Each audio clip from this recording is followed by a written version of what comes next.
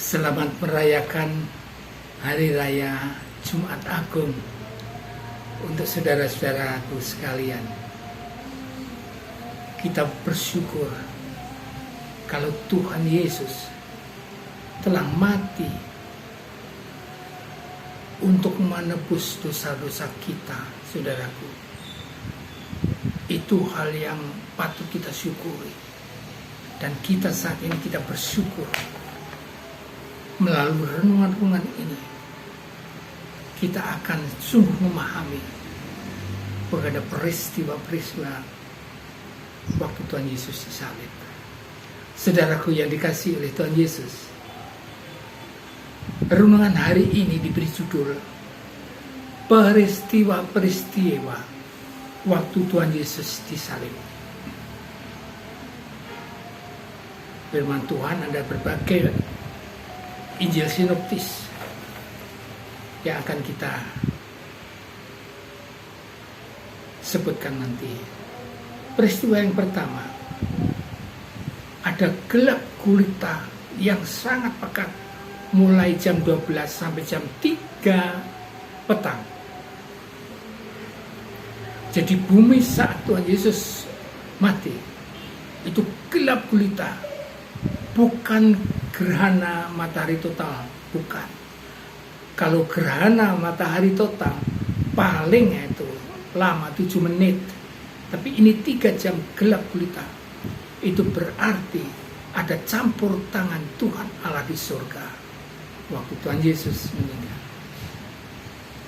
Peristiwa yang kedua, penjahat di sebelah kanan Tuhan Yesus itu bertobat saat itu. Waktu dia masih di tengah-tengah salib, dia mengatakan, Yesus, kalau engkau kembali sebagai raja, ingatlah saya. Tuhan Yesus berkata, hari ini engkau dan aku akan ada di Firdaus bersama. Artinya pada saat detik-detik terakhir kematiannya, penjahat yang sangat jahat ini bertobat kepada Tuhan Yesus. Peristiwa yang kedua. Kemudian peristiwa yang ketiga, tabir bait Allah yang memisahkan tempat kudus dan tempat maha kudus, ada tabir. Ini terbelah menjadi 2 dari atas ke bawah terbelahnya. Jadi melalui kematian Tuhan Yesus ini, itu merupakan jalan bagi orang-orang biasa untuk masuk ke hadirat Allah yang Maha Kudus. Tidak hanya orang Yahudi saja, tapi orang non-Yahudi melalui jalan kebenaran dan hidup ini, melalui Tuhan Yesus langsung masuk bisa ke hadirat Allah. Ini kejadian yang ketiga. Kejadian yang keempat, terjadi gempa bumi yang dahsyat pada saat kematian itu.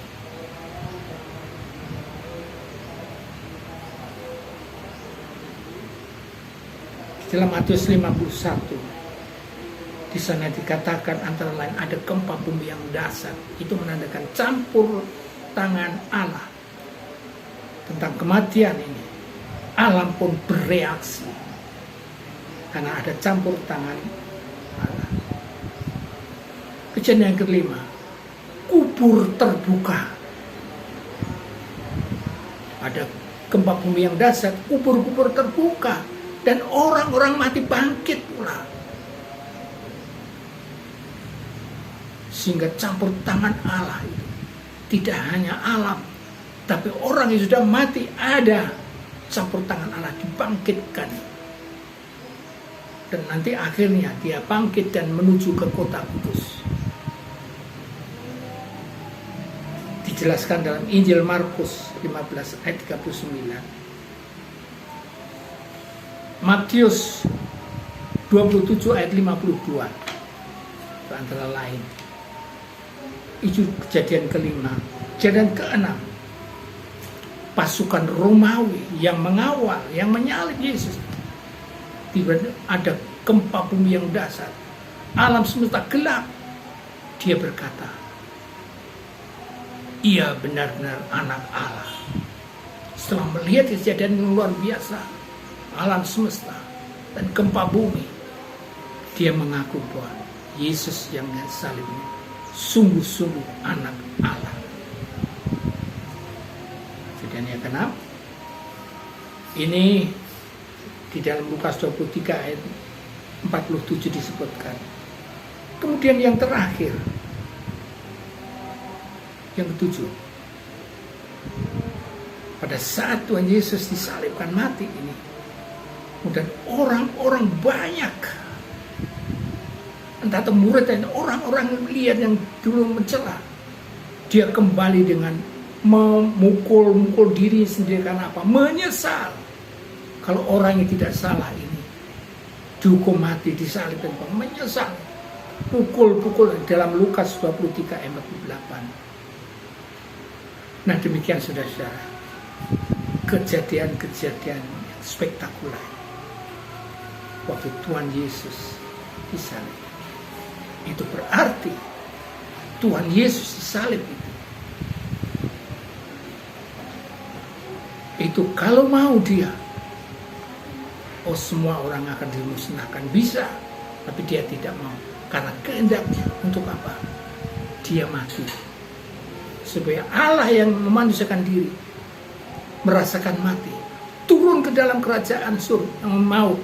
Itu berarti Allah yang memanusiakan diri merasakan neraka itu bagaimana.